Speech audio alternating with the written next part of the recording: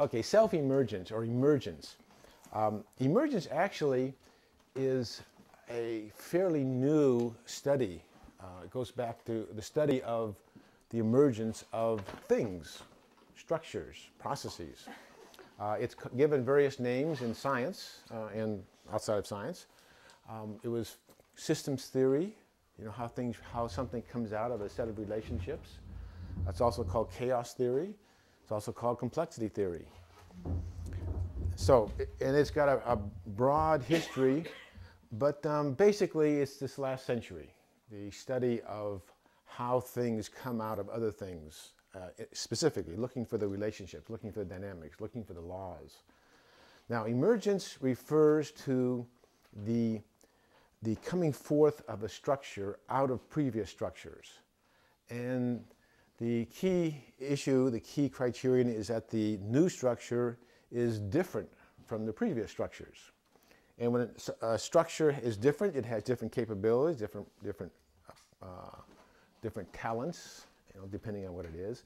For example, the nice example is a whirlpool. So now when you're taking a bath, this is part of your homework now, taking a bath or a shower, you plug up the bathtub if you're taking a shower in a real bathtub. And then after the water builds up a little ways, then you get out, you get down, you watch very carefully, you pull the plug, and then you watch.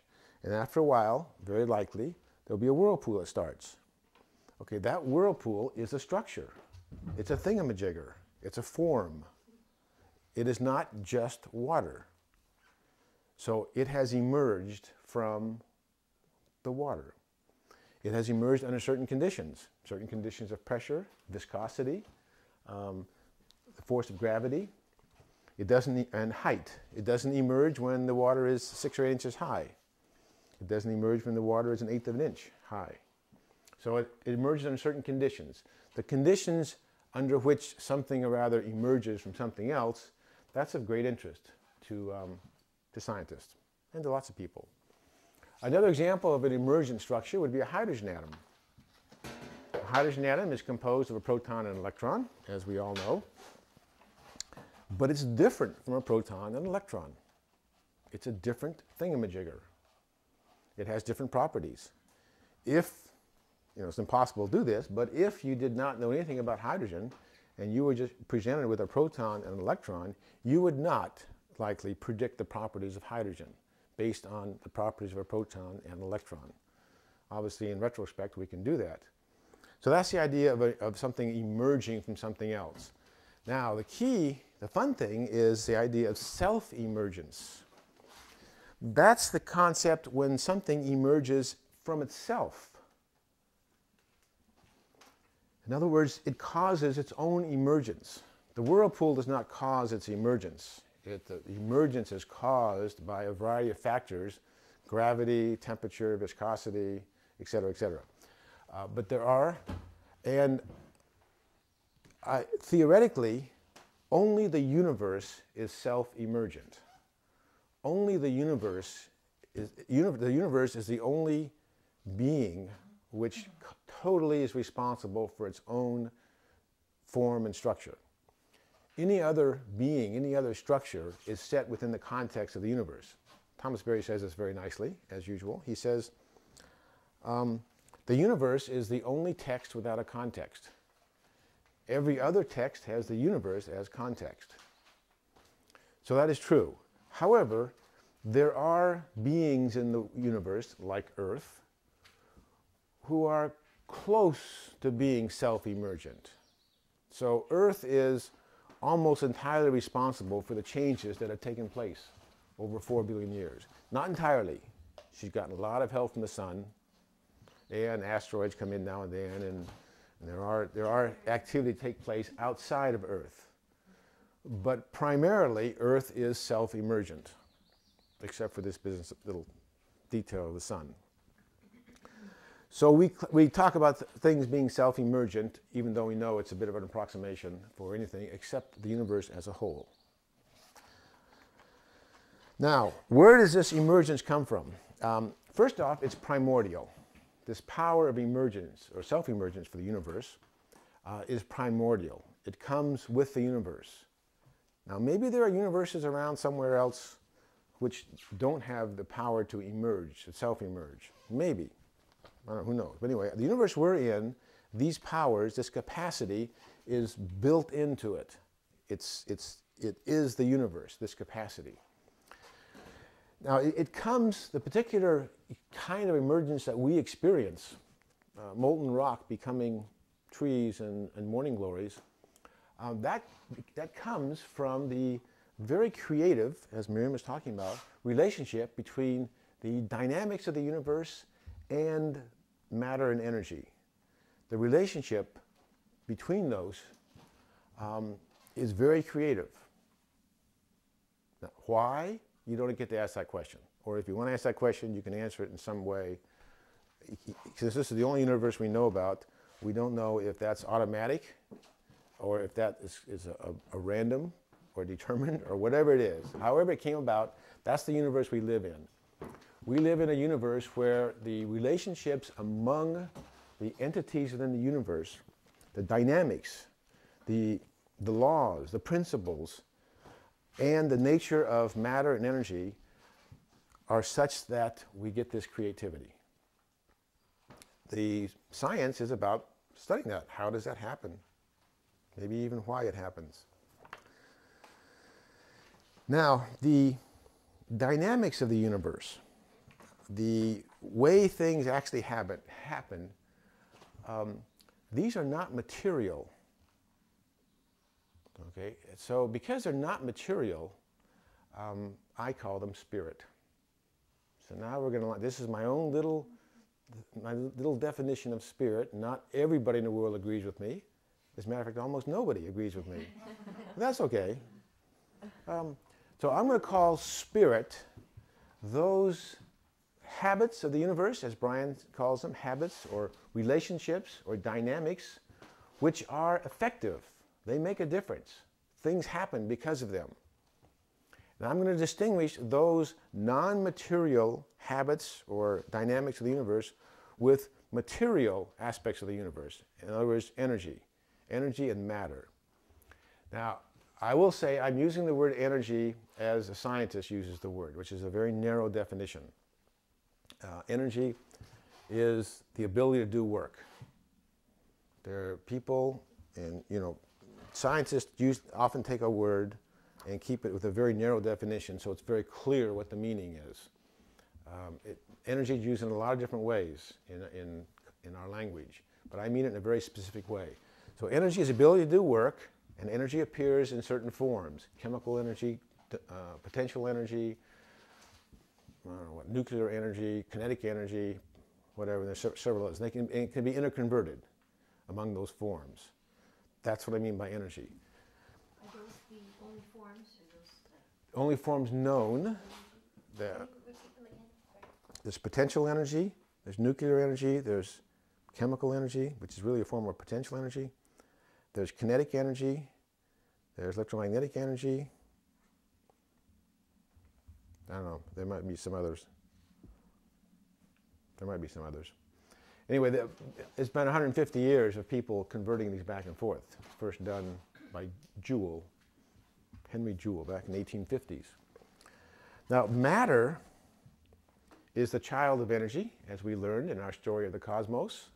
As the universe cooled, it was at first pure energy, and as it cooled, matter formed, matter condensed. So matter is frozen energy. That's what matter is. And a little better definition is matter is energy that occupies space. For instance, a photon, light, is energy. It does not occupy space. You can get a box and pack a bunch of photons in it, and then pack some more in, and pack some more in, and pack some more in. It doesn't fill up. But if you put an electron in a box, and another one, and another one, it's going to fill up. So matter is energy that has a volume, that occupies space. But matter is still energy. It's in a certain form. Okay, so I have up here a chart of the dynamics or habits, some of them, of the universe, and over here, energy and matter. So for instance, the dynamics or habits of the universe would be the four forces, Newton's laws.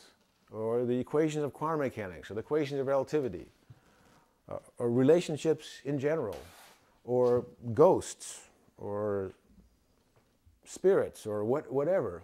Whatever those entities are, that's supposed to be a dot, dot, dot here. The dot's got erased. I mean, as it goes on. Whatever there is in the universe, you know, some of them I know about, most of them maybe I don't know about, that's non-material and makes a difference. Now, you might be thinking, you hard-nosed scientist, you might be thinking, how can something non-material make a difference? Well, I'm going to show you. Suppose we have a game here. Here's the game I want to play.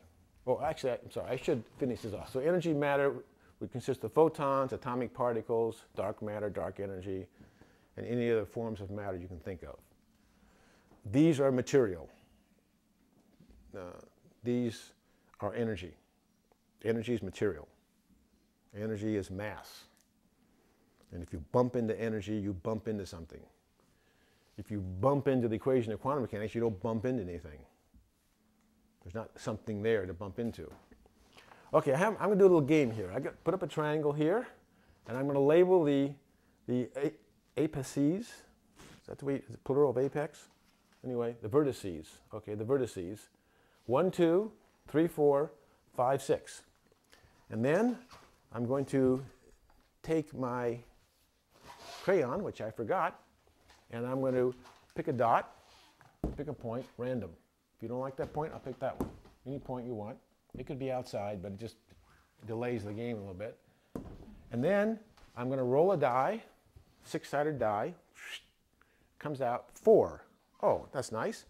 So I go from my point to the vertex labeled 4, and I go halfway, and I make another point. And then I do it again. I roll my die. See, now my point is here. You know, I should have, okay, all right. Let's get the points there. So we pick a point randomly. This is a fun game. Come on, let's get into it here. This is a fun game. Pick a point, roll a die, comes out 6 this time. I then draw a line between this point and the vertex 6, and I go halfway in between, and I put another point. I roll the die again, and it comes up 1. Okay, I go halfway between this point and the vertex labeled 1, which is a point right there, and so on. And on and on and on. I get a graduate student to do this, right? Chug, chug, chug, chug, chug, chug. So my question is, what do you think comes out of this? What do you think it looks like after, let's say, 30,000 attempts, 30,000 of these rolls of this one die? What does it look like there? Is another triangle inside of that triangle? Another triangle. Okay, that's a possibility. Another triangle. And maybe a circle. Maybe a circle. You mean by triangle? You mean something like this? No, bigger, closer to the edge. So you don't shoot. So you think that Like where your dots are. Like where your dots are would be one line. okay. So if I had rolled the die on this next try and it had come up 3, then I'd go halfway between here and here, and I'd get a point right there. Okay. And then if I rolled the next one, it came out 5, I'd get a point right there. If I got another one at 2, it would come up right there. Okay, so you think that would be a triangle. I'm just guessing. It's a good guess. Okay, I just want to, okay, say it like this. And you're saying a circle? So like that? You mean nothing? Things within the circle? Points within the circle? Maybe within the circumference or the shape of the triangle, the inner triangle, something small. That would Okay. Eventually. You get a distribution of points that were denser in the middle than towards the edges. So this would be, you say, dense in the middle and then less dense towards the edge. Right. All right, any other guesses? All right, well, let's just do it. Let's do it 30,000 times. Take a little while. But that's why we built computers. So here we have what's called the fractal game. Okay, there it is. I'll get a good shot of this at some point. Okay, What's it called? Can you make it it's called the fractal game. Unfortunately, I can't make it bigger. I went back to the guy, paid $30 for this, for gosh sakes. I said he can't make it bigger. So I'm going to click on play.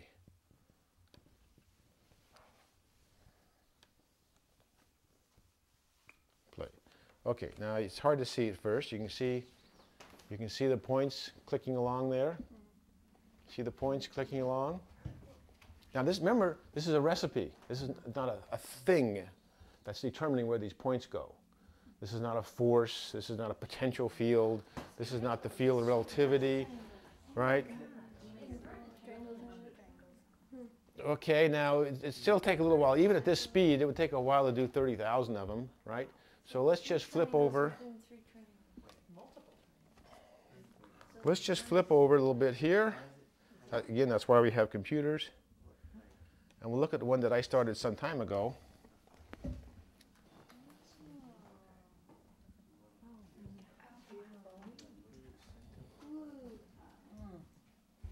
Okay, so that's the one that's been ran for 30,000 times. Okay, now you see the pattern. This is actually a fractal pattern. Fractal is something that keeps the same shape over many dimensions, over many magnifications. So it was not far from your triangle. Okay, notice there are voids. There are voids there. So even though this process here is a totally random process, right? I mean, I'm rolling a die. I have no idea how it's going to come up. And yet still, you don't get points in those voids.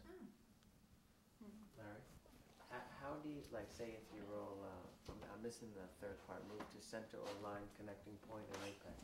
Say I picked a point, say 1. Mm-hmm. I rolled 4. Where Okay. would I put the point? No, you pick a point first. Pick a point first. Okay. Some point. So pick a point. Is that what the dice is? You have to roll the dice? No, I mean, I shut. Dice. There, voila, there's a point. Now I roll the die. Okay. Okay, so that's my starting point, a random starting point. The starting point is random, and then I roll a die, and then I follow the rules, the recipe. All right? And this is what I get. Now, my point is that I'm going to stop this so it doesn't chew up my battery. I'll leave it up. So my point is that what's determining where the points are? What's determining that structure? No, there's a formula. It's a recipe, isn't it? Or it's a series of steps or relationships. Random, in the sense that I'm rolling a die. I mean, in other words, it's not the four forces. It's not a thing determining that structure. Something is causing that structure to appear, and what the cause is not a material thingamajigger. It is non-material. It is a recipe. Yet it is effective. It makes a difference in what we see, what appears. It makes a difference in a structure. All right, I'm going to call that a spirit. It's non-material. It makes a difference in the world. Okay? Now, there are lots of things. It's a relationship. Relationships are not material, but they make a difference.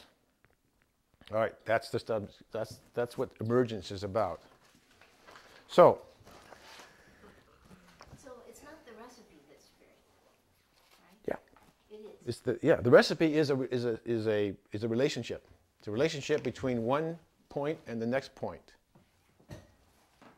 And that relationship is not material. There's not a thing moving those points around. I mean, there is. There's me, or the computer. But the computer is following that spirit. That spirit is determining where those points end up, that structure, that pattern. Now, I'm going to call all these spirits, all these relationships, I'm going to call the self-organizing spirit of the universe. It is the self-organizing spirit of the universe. Because of the relationships that exist, we find ourselves in a universe with lots and lots of relationships. These are not material. There are lots of material stuff in this universe. There's lots of energy, and there's lots of matter, and it has certain properties. Now here's the trick. The spirit, the self-organizing spirit of the universe, does not cause something unless it is called into efficacy by the matter. So, if this computer isn't set up this way, then this recipe doesn't do anything. I can write it on the board and no structure appears. It's the configuration of matter that allows the structure to come into existence. But it's the spirit that causes the structure. There's a symbiotic relationship between spirit and matter. Okay, for instance, the spirit, in the sense, the relationship between a proton and electron, causes hydrogen atom to form, a new structure, a new matter. But the proton electron had to call, in a sense, I'm stretching words here, okay, had to call that spirit into efficacy. If the proton and electron didn't have charges, there'd be no relationship. There'd be no hydrogen atom. So it's the nature of the matter which allows, in a sense, the spirit to operate. But when the spirit operates, it creates new matter. Once hydrogen is created, we got chemistry. Before there's hydrogen, there was no chemistry. Chemistry is a set of relationships among atoms and molecules. You don't get that until there are atoms and molecules. So the spirit created from subatomic particles creates atoms.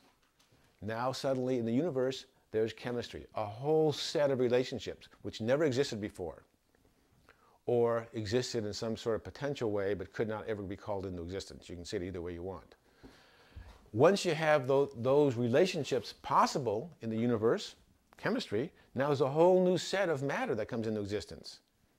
Hydrogen and lithium hydride and you. You see what I'm saying? Spirit creates matter, and matter, in a sense, creates spirit. Once atoms are formed, they create the new relationships, or they allow the relationships to come into existence, however you want to say it. Okay, so matter creates spirit, spirit creates matter.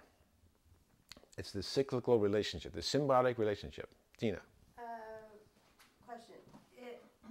Is it kind of like saying, I have an idea, but unless I put that idea into form and make it happen, it's just an idea? Something like that? Like that? Okay. And then the other side, is the relationship of matter to spirit, is that actually more of like a reflection or a mirror of that? No, go back to your idea, and you put it into something, Right. and then when you look at something, you get a new idea, which you never would have gotten before had you not seen the something that came from your first idea. Right. But Okay. it's just saying, okay, I have an idea, I'm going to paint this picture. Let's say. Okay, now you paint the Now picture. I paint the picture, and now the picture is sort of a reflection of the idea and the spirit that went into the picture. Okay. Which creates the relationship back. Right, and then that picture gives you a new idea of some other kind of picture to paint. Actually, now you have a second idea, a second spirit. Okay. And now you create another picture or something else, which then gives you another idea. So the matter almost feeds the spirit to keep the spirit going. Right, they're reciprocal. And grow. It just almost grows it. in a Yes, sense. yeah. Okay. Matter, new forms of matter come into existence through spirit, because spirit changes the structure. And then when those new forms of matter come in, like a hydrogen atom, new possibilities, new relationships emerge. They're just brand new in the universe. There was no chemistry for 3 minutes until hydrogen atoms were formed. It was too hot for them anyhow. Okay, once there's chemistry, and then you get real good chemistry, you got to have some stars around to make elements heavier than hydrogen, helium. But once there's chemistry, then there's a whole set of relationships now. Huge numbers of relationships which were not possible. They didn't exist before that. Yet those relationships are not material, they're spirit. Okay, so this self-organizing spirit of the universe is Yeah, Michael? Just to clarify this, go back to, let's say somebody was a proponent of the deterministic universe perspective, and they said, well, you know, the potential was already there. You know, if you really knew enough about protons and electrons, you could predict the hydrogen atom. What would you say to that? First, a couple things.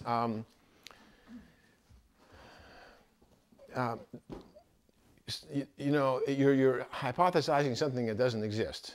Right now, given a proton electron, I can predict the hydrogen atom and many properties of it, based because I know the equation of quantum mechanics. And it turns out the hydrogen atom is the one problem that we can actually solve. It's the most complicated problem that can be solved with quantum mechanics. Nothing else any more difficult than hydrogen atom can actually be solved. So I have to have this spirit around if I'm going to do that. This relation, I have to know the relationship between a proton and an electron to be able to predict the hydrogen atom. Okay, but it's still, see, now I'm getting off the question. So that's the deterministic part of it. But I could not predict, for instance, what's going to happen to a hydrogen atom. Okay, let me answer this. When you use the word determinism, you heard Miriam use it. In the last several years, scientists have had to change their vocabulary. It's not in the general vocabulary. Determinism does not mean predictable. Determinism means related. So the whole thrust of chaos theory and complexity theory now, the last 40 years, is a very hard-won understanding that you can predict something, parts of a system are related, and the relationships can be understood quite well. In other words, a determined system, and then you can therefore predict it a certain distance, time into the future. But there is no system, no real system, that can be predicted far in the future, and most real systems cannot be predicted very far at all, even though they're determined. Now, after class, I'll get into, I'll explain, if you wish, how that works. But we got to watch the word determined now. Basically, determined now means in science there are relationships governing behavior. Does not mean it's predictable in any real sense, any operative sense. So, electron and proton would be determined, and the creation, the emergence of a hydrogen atom could be then predicted as a hydrogen atom. But then you're done with your predictions. Also, the whole thing of random versus determined is one of these nature versus nurture kinds of things that really is not much of a discussion. The universe is, it doesn't really matter how the universe is, does it? Do you care if the universe is random or determined or predictable or not predictable? Is that going to change your human experience? I mean, you're going to tell me that those morning glories aren't beautiful because the universe is random? Or, I mean, I don't want to say, I just don't feel fulfilled unless the universe is random. So universe, you know, straighten up here and be not random, or I'm just not going to be happy. You know, that's what I hear in that discussion. Like, I'm just not going to be happy if the universe is random. I just don't, you know, I just don't accept it. It's really odd, isn't it? The other alternative doesn't seem to be too appealing either. Yes, but appealing is not the issue. See, we shouldn't be sitting here saying, I want the universe to be appealing to me. We should say, this is the way the universe is. Wow, it's beautiful. What is more beautiful? Look at those morning glories. Who cares? Is it random or determined or predictable or unpredictable or whatever? Look at them. Live in the experience instead of determining that the experience is acceptable or not acceptable depending on some sort of logical analysis of something that we don't have any understanding of anyhow. What I'm trying to get at is this notion of emergence of a new higher order of complexity or whatever it is. Yeah. How do we distinguish that between, you know, having the idea preconceived already there, and it's just sort of implicit and it just unfolds according to this completely determined, predetermined. The way I'm going to use it is if the properties of the emergent are significantly different than the properties of the parts, then that's an emergent structure. What's significant? You know it when you see it. It's like pornography. Okay, so hydrogen atom has significantly different properties than a proton and electron. Okay, so That probably, maybe I cut that out of the video, that one. That one. So the primary concern of science is the study of how this happens. How do these habits of the universe, how do these relate? First off, what are the relationships? And second off, under what conditions are they effective? Under what conditions does a whirlpool appear?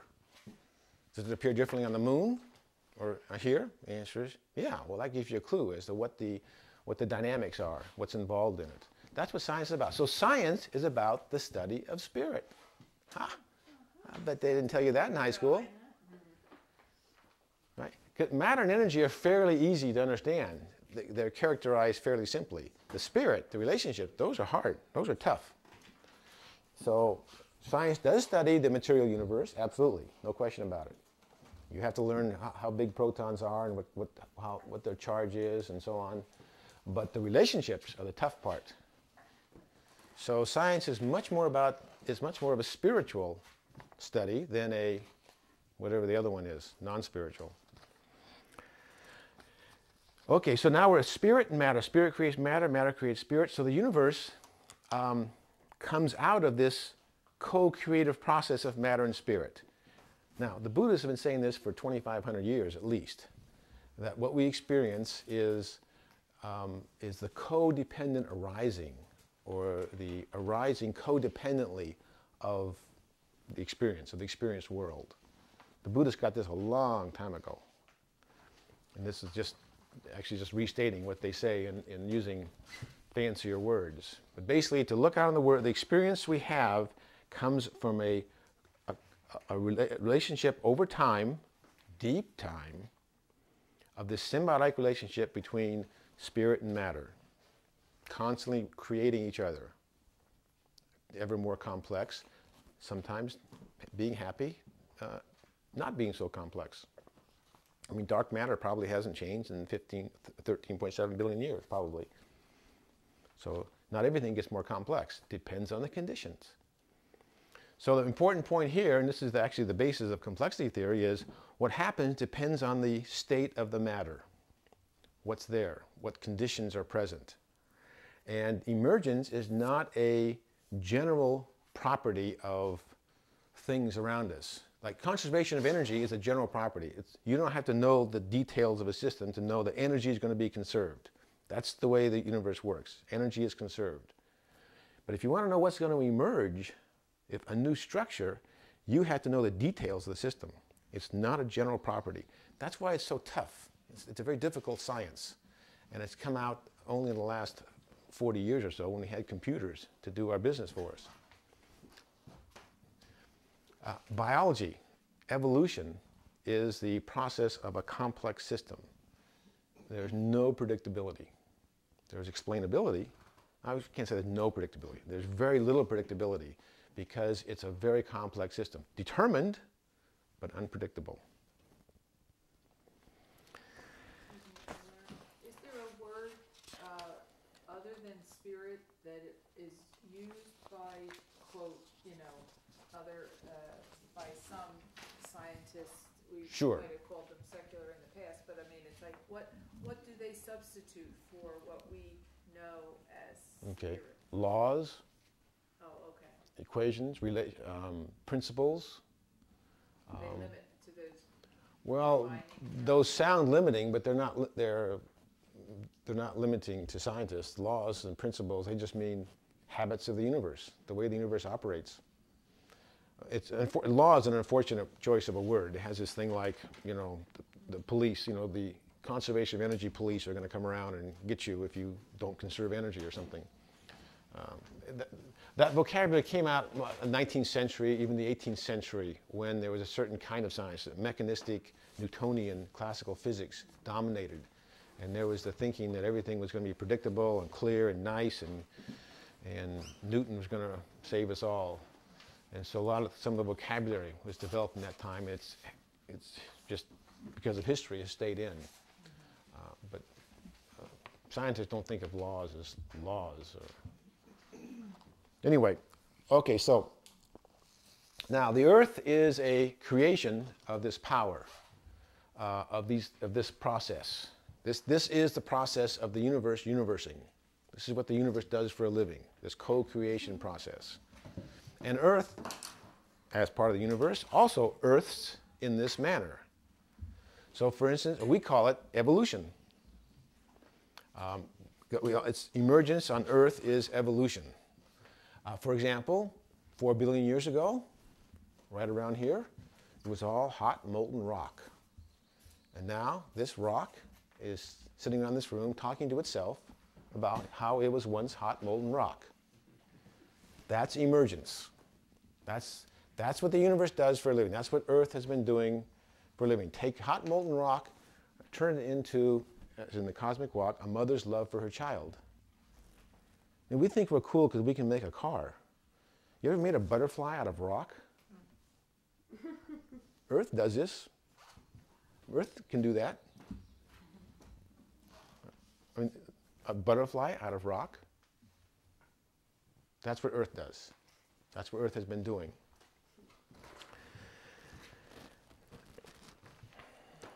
Now, when we, why isn't this obvious to us? Why isn't it obvious to us that rocks become butterflies and butterflies become rocks? Why isn't it obvious to us we see a deer up there? Why don't we say, oh, the mountain is looking very nice these days, you know, bouncing along with nice horns maybe, or maybe with a baby mountain following it. That's true. Deer become mountains, mountains become deer. Mountains erode and come down into the valleys, and carrots grow up, and rabbits eat the carrots, and I don't know, deer don't eat the rabbit, but anyway, somebody eats the rabbit and the deer eat the grass. But this is the process. Why don't we see that? Why isn't that obvious? Because it's happening. It's been happening for billions of years. It's very simple. Do you have an answer? Oh. Because it's so slow?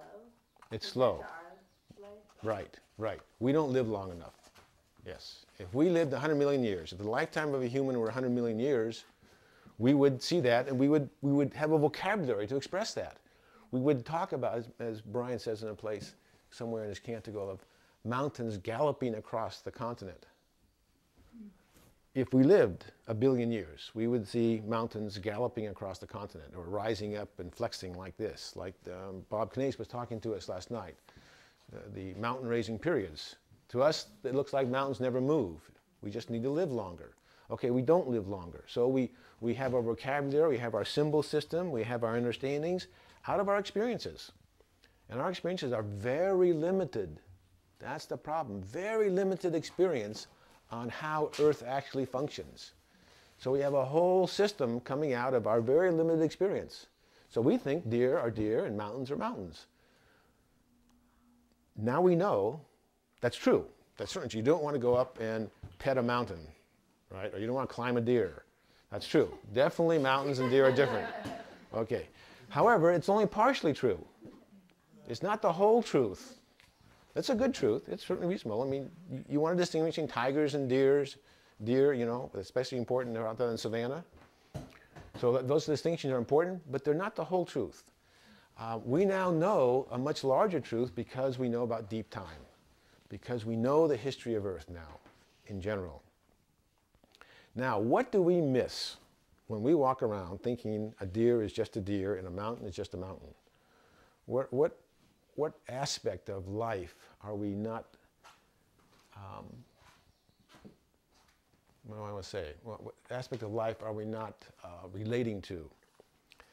What we're missing is the vast intelligence and complexity of Earth that takes deer and turns it into mountain. It takes mountain and turns it into carrots. It takes carrots and turns it into rabbits, and rabbits into hippopotamuses. We don't live in that because that's not our experience. But actually, we do live in that. If we can learn enough, and it's sort of intellectual knowledge, if we can take this story and integrate it into our lives, we would walk around, I mean, our children someday will walk around thinking rabbits become hippopotamuses in time. Because they do. In time. That sense of deep time is not natural to us because we have limited ourselves to our own experiences. Now we have these enormous experiences of how Earth functions.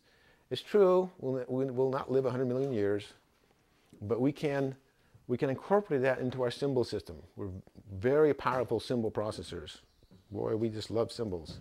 Ethna. If what you're saying is true, how then is differentiation? How then can we say that every being has differentiation? If a rock becomes a deer, is there not something of the rock in the deer? A differentiation is a process. It's not a final result, right? A mountain becomes a deer. Mountain differentiates into all kinds of creatures, and they keep on differentiating. And one of the things a deer differentiates into is a mountain. So differentiation is a process going on in the moment, but it doesn't stop. And once the differentiation happens, it doesn't stop and say deer is deer forever. The Earth, the surface of Earth, is basically always being recycled. Evolution is Earth playing with forms, or evolution is Earth morphing into herself in a variety of ways. Maybe just for fun. Who knows why? Creativity. And differentiation is going on. Also, undifferentiation goes on. Things undifferentiate. I'll talk more about that later on. But it's a process, it's not a final result. Okay, now who is, yes, Michael? This is something that provoked a thought. But, talking about evolution as Earth morphing into different forms. And so I can think of myself as Earth having morphed into a particular form, or I can think of myself as Michael. Okay. And I don't know if we necessarily say there's a competition between those two ways of thinking about myself. But some people might say that one way of,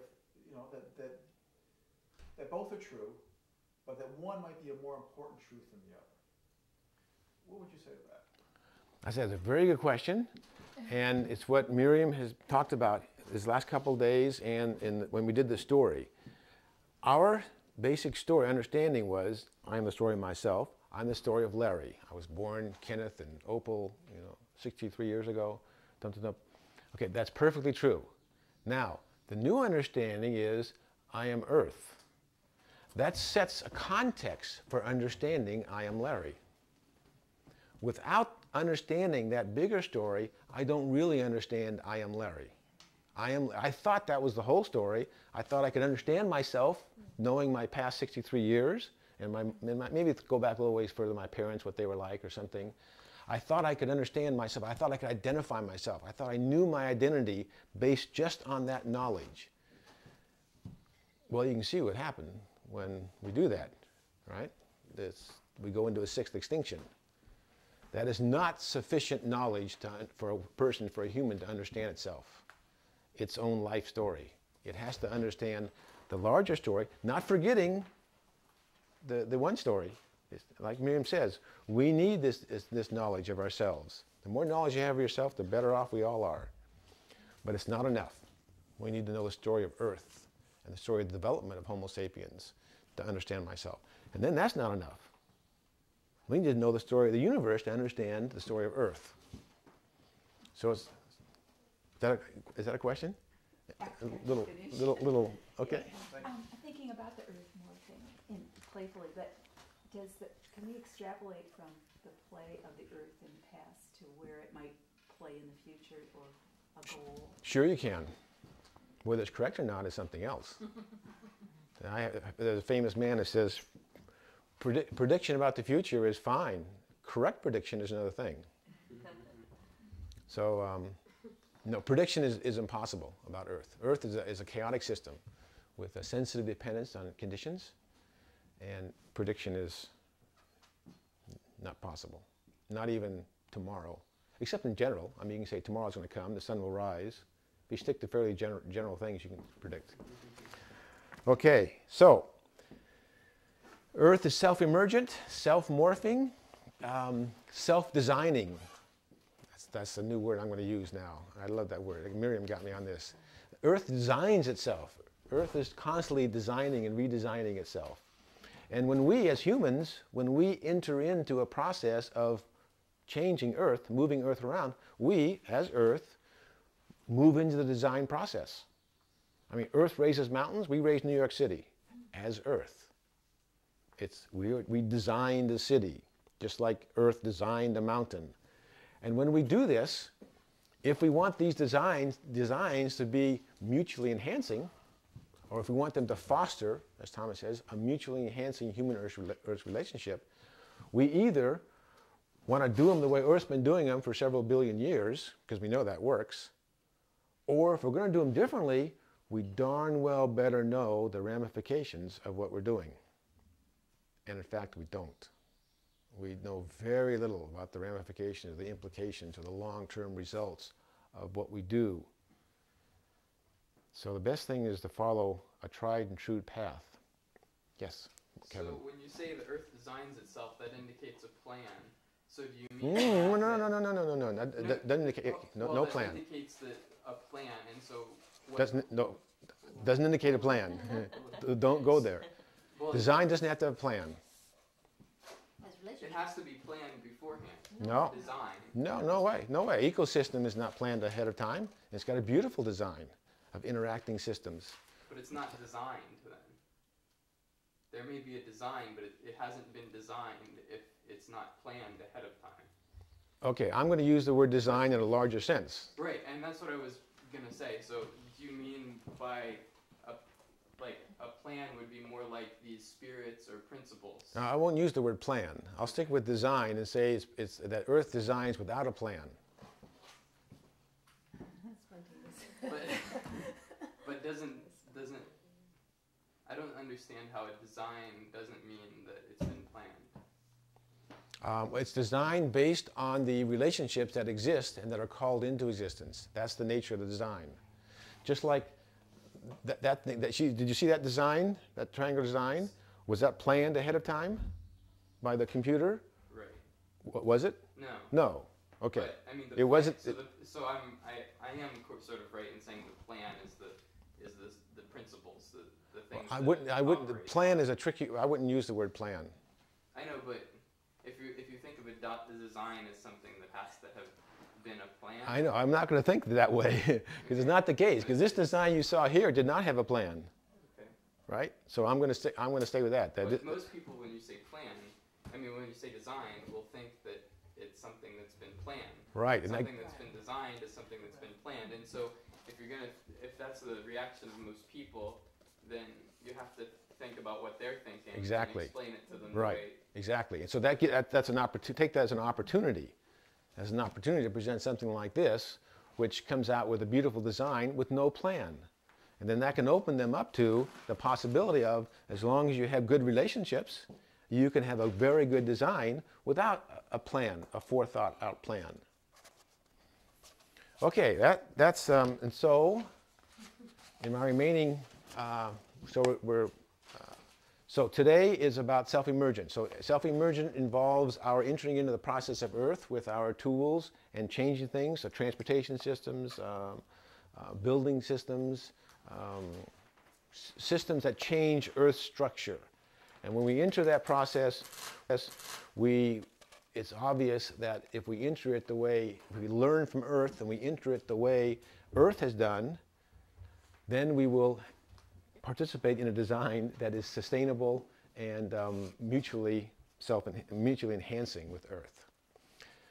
So this afternoon we will actually see some designs that we have around here of systems which do foster a mutually enhancing human-Earth relationship.